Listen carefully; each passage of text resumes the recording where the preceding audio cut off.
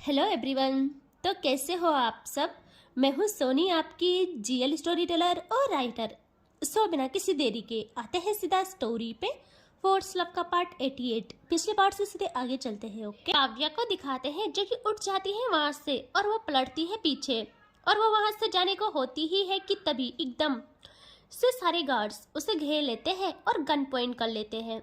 काव्या के कदम रुक जाते हैं इस चीज से और वो मुस्कुराती है और अब मुड़ती है वो पीछे और कहती है, तुमको क्या लगता है ऐसे खेल खेल के मुझे राजी कर लोगे? तुमको शायद अभी मेरे बारे में पता नहीं। सिर्फ एक इंसान की खातिर शरीफ बनी हूँ मैं। बाकी जमाने को अभी भी मैं कदमों तले रौंद दूँ। यहाँ त्रिशा के पापा कहते हैं, सब जानता हूँ मैं। 5 सालों से तुम्हारी हर एक बात को जान रहा हूँ, हर एक अंदाज को समझ रहा हूँ। बस इंतजार था तो मेरी त्रिशा के ठीक होने का, और अब तुम जानती हो वो ठीक है। तो हम दोबारा अपने घर की खुशियों को अंधकार में नहीं धकेलेंगे, चाहे उसकी कीमत तुमको दे के चुकानी पड़े। काव्या अपनी मुट्ठी बंद कर लेती है खुद को कंट्रोल करने के लिए और कहती है, मैं बहुत ही प्यार से बोल रही हूँ। ये सब ड्रामे अभी के अभी बंद कर लो, वरना मेरा कौन सा रूप तुम देख लो तुम्हें भी अंदाजा नहीं। यहाँ तभी त्रिशा की माँ आगे आ जाती है। वो अपने पति को कहती है, आप हर बारी हर चीज इस तरीके से नहीं हासिल कर सकते हो। इस बात को हम प्यार से भी बोल सकते हैं। इस वक्त बात हमारी बच्ची की है। तो वो कहते हैं, तब क्या करूं मैं? ये ऐसे नहीं मानेंगी, अच्छे से जानता हूं मैं इसे। त्रिशा की माँ जल्दी से काव्या के पास आ जाती है और वो रोते हुए हाथ जोड़ लेती है उसके सामने। काव्या खामोश हो जाती है क्योंकि उसे रिस्पेक्ट बहुत अच्छे से आती थी करनी। यहाँ वो कहती है, बेटा मैं आपके आगे हाथ जोड़ती हूँ, मान जाओ। मेरी बच्ची को हमने 5 साल से बोलते नहीं देखा है, ना ही हंसते। कल से उसने कोई नाम अपने लोगों पे सजाया है, वो सिर्फ आप हो, सिर्फ आप। बेटा एक माँ का दर्द कोई नहीं समझ सकता। जब उसके बच्चे को इस तरह कोई देखता है तो दिन रात मौत से भी ज़्यादा अजीजत से गुजरता है उसका दिल। यह काव्या थोड़ा सॉफ्ट होके कहती है, देखिए मैं समझती हूँ आपका दर्द, लेकिन जिस चीज़ की डिमांड आपकी बच्ची कर रही है वो इम्पॉसिबल है। मेरी शादी हो चुकी है और मैं अपनी रूही को बहुत प्यार करती हूँ, बहुत ज़्यादा। मैं इतना प्यार करती हूँ कि कोई सोच भी नहीं सकता है। उसके अलावा कोई मेरे जहन में आना तो दूर, बहुत दूर की बात है। किसी पर मेरी नज़र तक नहीं टिकती। सो मुझे माफ़ करे प्लीज़। और वो अगेन जाने को होती है कि वहाँ के गार्ड्स अगेन उसे गन पॉइंट कर लेते हैं। काव्या को पता था ये सूट तो नहीं करेंगे। वो बिल्कुल नहीं रुकती और बाहर जाने को होती ही है कि एक गार्ड काव्या की तरफ बढ़ता है उस पर अटैक करने के लिए। वो बस काव्या को पकड़ने ही वाला था कि काव्या फ्लिप कर खुद को बचा लेती है और उस गार्ड को पता भी नहीं चलता कि कब उसके मुंह पे इतना तेज पंच पड़ता है। वो 4 कदम पीछे जाके गिरता है और काव्या इसी के साथ अपनी शर्ट के स्लीव्स फोल्ड करती है और तभी दूसरा गार्ड उसकी तरफ भागता है। काव्या का माथा गर्म हो जाता है। वो कहती, क्या यार, अब ये सब भी झेलना पड़ेगा। वो उसके करीब आया ही था कि उसे हिट करने के लिए कि दूसरे ही सेकंड काव्या की किक उसके सीने पे जा लगती है और वह जमीन पे ऐसे गिरता है जैसे धरती पे बोझ हो। यहाँ अब सारे गार्ड्स उसे एक साथ वार करने को तैयार हो जाते हैं। काव्या ऐसा नहीं कि डरे, वो कहती है, ओके ठीक है, तुम लोगों को अपनी इज्जत प्यारी नहीं है तो ठीक। और वह सब एक साथ काव्या की तरफ आते हैं और काव्या एकदम नी के बल आके खुद को स्लाइड करती है और सब लोग कंफ्यूज कि हो क्या रहा है। और काव्या जो गार्ड गिरा था ना, उसकी गिरी गन को एक झटके में खींच लेती है उससे और वह सारे एक साथ पीछे पलट जाते हैं और देखते हैं काव्या को। और जैसे देखते हैं सब लोग हैरान, क्योंकि उनके सामने काव्या त्रिशा के बाप को गन पॉइंट किए खड़ी थी और अपनी नेक को थोड़ा स्ट्रेच करती है। वो यहाँ सब लोगों की आंखें बड़ी बड़ी हो जाती है और गार्ड्स हरकत में आ जाते हैं। वे जल्दी से काव्या के बहुत करीब आके उसके सर पे बंदूक रख लेते हैं और कहते हैं, गन नीचे कर। यह काव्या पलक तक नहीं चपकाती, ना अपनी मुस्कान में कमी करती है और वो ऐसे ही कहती है, बच्चों वाला खेल मेरे साथ मत खेलो। आई नो मेरे इस चीज़ से तुम मुझे सूट कर सकते हो, तो कोई बात नहीं, करो। यहाँ तुम लोग गन चलाओगे और उसी पल में इसे ख़त्म कर दूंगी। मुझे मारने का बहुत शौक है, बट मुझे डर बिल्कुल भी नहीं लगता मरने का। और त्रिशा के पापा डर जाते हैं। वो जल्दी से उनको कहते हैं अभी नीचे करो सब लोग गन, वो सनकी है, सच में चला लेगी, मेरी खोपड़ी उड़ जाएगी बेवकूफ़ो। यहाँ काव्या कहती है बहुत हो गया, समझाना और समझना, अब फैसला होगा। यार तुम ये चीज़ याद रखना, दोबारा मेरी तरफ देखना तक नहीं।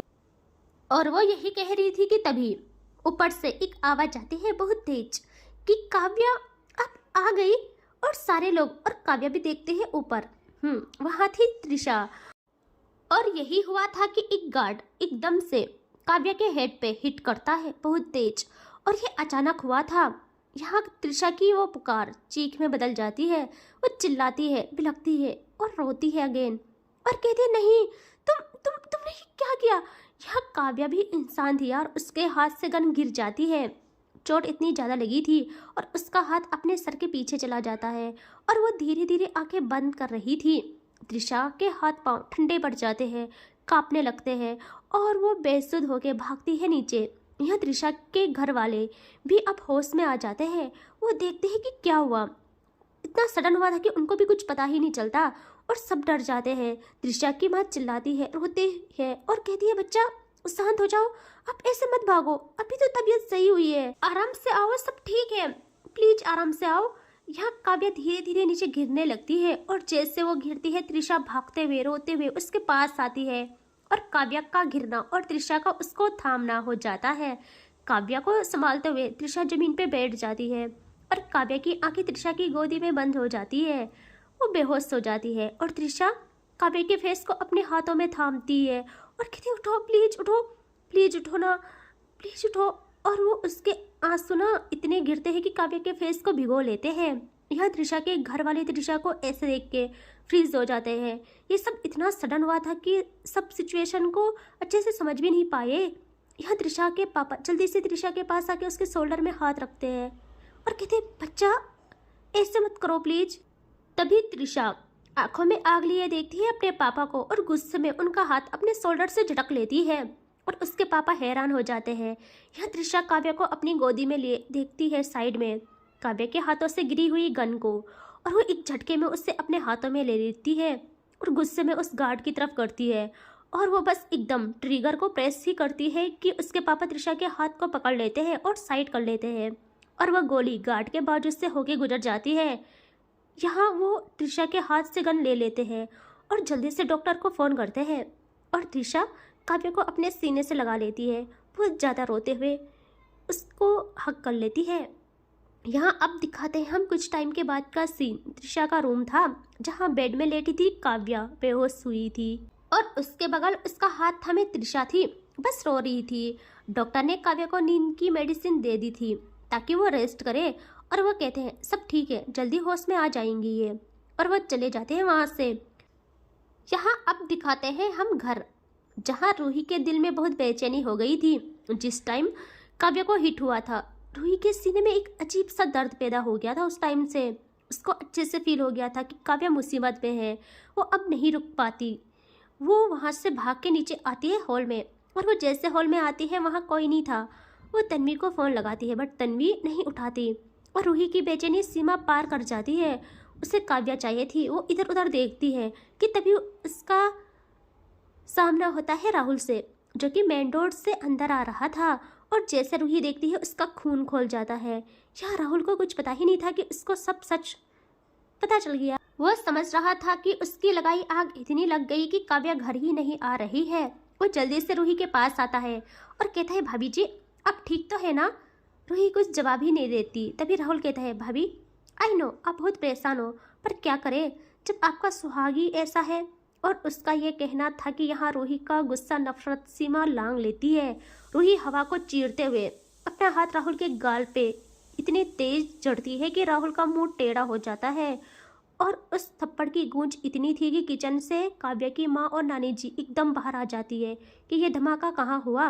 उनको समझ ही नहीं आता कुछ भी और काव्या की माँ जैसे देखती है वो सब समझ जाती है। वो भाग के आती है वहाँ रूही के पास और रूही को संभाल लेती है। यह राहुल अपने गाल पे हाथ लगाता है और देखता है रूही पे। रूही कहते हैं नजरें नीचे कर अपनी। तुम्हें नहीं पता मेरी काव्या तुम्हारी आंखें नोच लेगी। तेरी हिम्मत कैसे हुई हमारा रिश्ता तोड़वाने की। तुझे क्या लगता है ये डोर इतनी नाजुक है। जो इतनी जल्दी टूट जाएगी। मैंने तो विश्वास किया, वो भी सिर्फ इसीलिए कि क्योंकि एक लड़की के साथ इतना बुरा हुआ था, लेकिन इसका मतलब ये नहीं था कि मैं अपनी काव्या को छोड़ दूंगी। ये रिश्ता तो 7 जन्मों तक नहीं टूटने वाला अब, चाहे मेरी काव्या ने गुनाह किया हो या नहीं।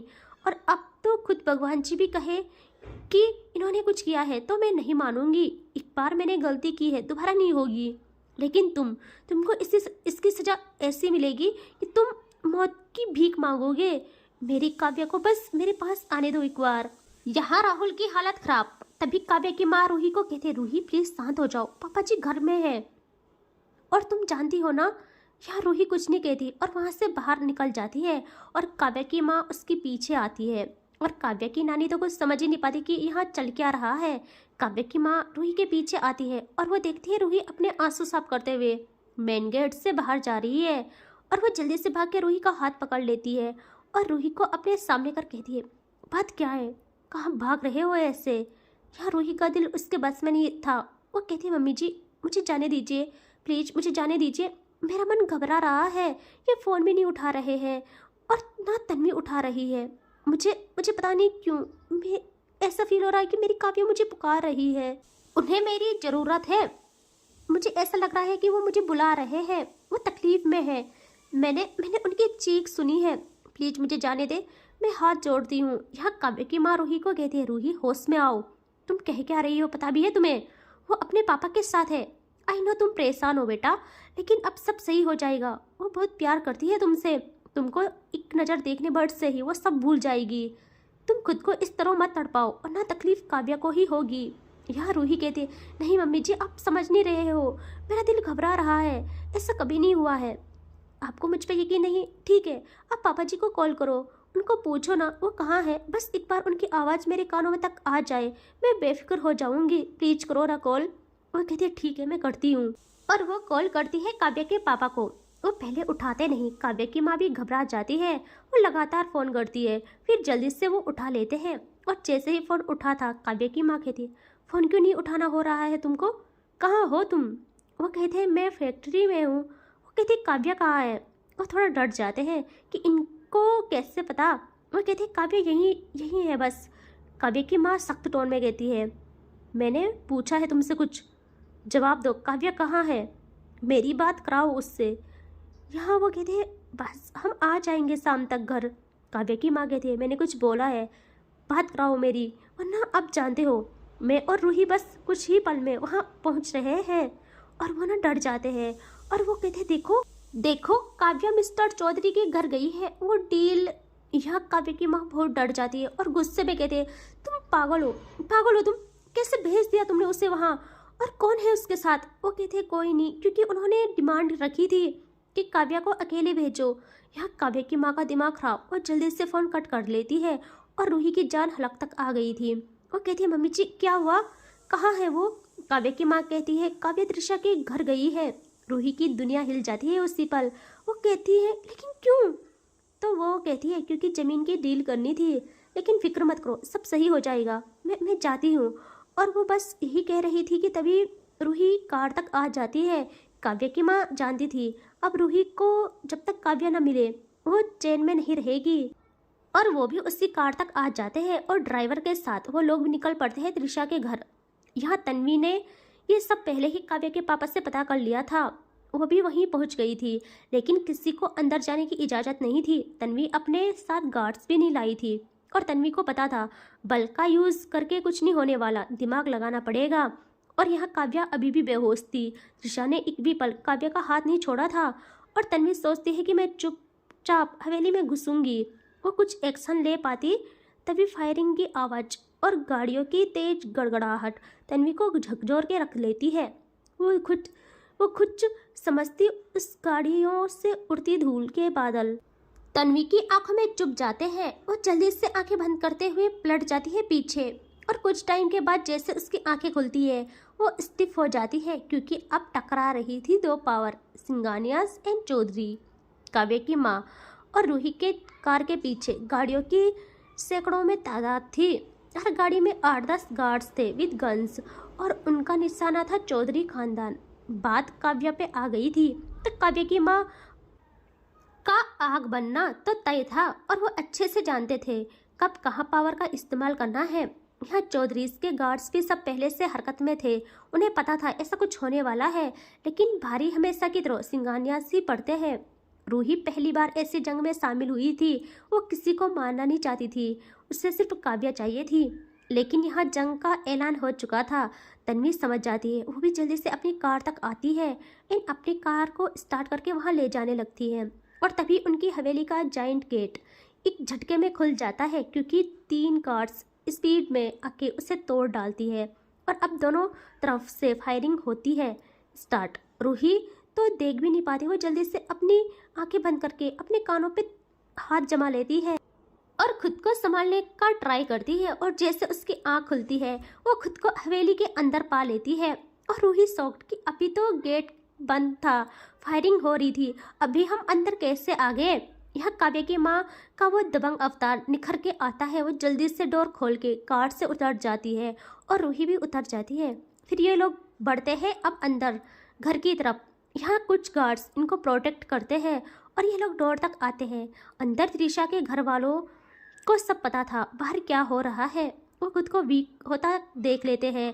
उन सबकी नज़र सिर्फ मेन डोर पे थी और एक झटके में डोर होता है ओपन और सब लोग डर के मारे कांप जाते हैं। जब काव्या की माँ और रूही और तन्वी साथ में अंदर आते हैं, उनके पीछे बहुत सारे गार्ड्स थे। यहाँ काव्या की माँ आग बन गई थी। वो गुस्से में बढ़ती है आगे और सामने और कोई नहीं था। त्रिशा के पापा, उसकी माँ और उसका भाई था। बाकी घर वाले कहीं गए थे और त्रिशा काव्या को हक किए उसके जागने का इंतजार कर रही थी अपने रूम में। यहाँ काव्या की माँ ठीक उनके सामने आके कहती है, तुमने गलती की, सुना तुमने गलत किया है चौधरी, बहुत गलत किया है। तुम्हारी बर्बादी अभी से शुरू हो गई। यहाँ वो कहते हैं, क्या करोगी, मार डालोगी, मार दो, सब अंजाम पता है मुझे कब क्या होगा। लेकिन जैसे तुम लोग विवश होते हो अपने बच्चे के लिए, वैसे ही हम भी, हम अपने सारे दाव आजमाएंगे, तुम अपने आजमाओ। काव्या की माँ कहती है, इसका नतीजा क्या है तुम्हें अच्छे से पता है। अभी भी तुम्हारी हालत देख के तुमको एक मौका देती हूँ। बात अभी भी मेरे पापा तक नहीं गई है, बोलो मेरी काव्या कहाँ है। इतना तो मैं भी अच्छे से जानती हूँ, उसका अकेला यहाँ आना, उसको अकेले बुलाने का मकसद जमीन की डील तो नहीं थी। मेरे पति तुम्हारी बातों में आ सकते हैं क्योंकि उनको तुम्हारे बारे में कुछ पता नहीं, लेकिन मैं सब जानती हूँ। ये हमारी खानदानी दुश्मनी है। सुबह से अभी तक मेरी काव्या का कोई अता पता नहीं है, बोलो वो कहाँ है। वो कहते हैं, मेरे बारे में जानती हो ना सब, तुम्हारे खानदान से तो हम लाख गुना अच्छे ही हैं। हमारे यहाँ जानवर नहीं पैदा होते। और ये किसने किया वो पता करके तो मानूंगा ही मैं। वैसे मुझे मतलब नहीं है कि तुम सबसे, मुझे सिर्फ काव्या चाहिए, उससे मैं पालूंगा अपनी बच्ची के लिए। बाकी प्यार से मान जाओ सब तो ठीक है, वरना सिंगानिया की नींव कैसे हिलानी है सब मालूम है मुझे। तुम्हें अंदाजा तक नहीं, तुम्हारे घर में ही गद्दार बैठे हैं।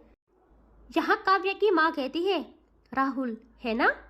और वो शॉक्ड, वो हंसती है और कहती है, अबे बेवकूफ़, तुम्हें उसकी सच्चाई पता चली तो तुम खुद उसको अपने हाथों से मार दोगे। रही बात हमारी नींव हिलाने की, तो किसी की हिम्मत नहीं, इतना कोई पैदा नहीं हुआ है अभी तक और ना होगा ऐसे, ठीक है। और वो तन्वी को इशारे करती है कि जाओ काव्या को ढूंढो। और रूही भी तन्वी के साथ आ जाती है। यहाँ अब त्रिशा के पापा भी कोई हरकत नहीं करते। उनका ये मकसद भी था कि वो सच का सामना करना चाहते थे कि ये किसने किया है। और अब राहुल का बचना तो नामुमकिन था। और तन्वी और रूही सीढ़ियों से ऊपर आ जाते हैं और वो हर रूम को ढूंढना करते हैं स्टार्ट, हर रूम में काव्या को ढूंढना करते हैं स्टार्ट। और बहुत टाइम के बाद वो आ जाते हैं त्रिशा के रूम में। और तन्वी तो हर रूम को लात मार के खोल रही थी और इसको कैसे छोड़ती। वो एक जोरदार लात मार के उस डोर को खोल देती है। और जैसे खुलता है दरवाज़ा, तन्वी हाथ में गन लिए दरवाजे पे ही खड़ी रह जाती है, नजरें अंदर। और रूही डरते हुए, रोते हुए, कांपते हाथों से डोर को थोड़ा साइड करके अंदर देखती है और उसकी हालत खराब। त्रिशा काव्या को हक किए रो रही थी। काव्या बेड में बेहोश थी, सर पे पट्टी थी उसकी। यह त्रिशा को मानो खबर ही नहीं है कुछ भी। उससे इतना भी होश नहीं कि किसी ने डोर खोला, वो भी इस तरीके से। उसे कोई देख भी रहा है, उसे सिर्फ काव्या दिख रही थी। रूही ये सब बर्दाश्त नहीं कर पाती, रूही ये सब बर्दाश्त नहीं कर पाती। आज रूही मासूम नहीं रहती यार, आज वो मासूम नहीं रहती। उसके रूह तक ये आग लग जाती है। काव्या के कोई इतने करीब आए उससे ये मंजूर नहीं था। और इससे आगे देखेंगे नेक्स्ट पार्ट में। ठीक है, take care, bye bye. I know सबको मुझसे बहुत ज़्यादा शिकायतें हैं क्योंकि मैं क्या बोल रही हूँ, क्योंकि मैं कम टाइमिंग दे रही हूँ इसीलिए। बट मैं क्या करूँ, मुझे ज़्यादा टाइम नहीं मिलता यार, बहुत बिजी हूँ मैं, पता नहीं कहाँ, बट मैं बहुत बिजी रहती हूँ। सो प्लीज़ 20 मिनट इनफ होते हैं यार, समझा करो। एंड जब भी मुझे टाइम मिलेगा मैं पक्का बहुत ज़्यादा स्टोरी की टाइमिंग बढ़ाऊँगी। ओके।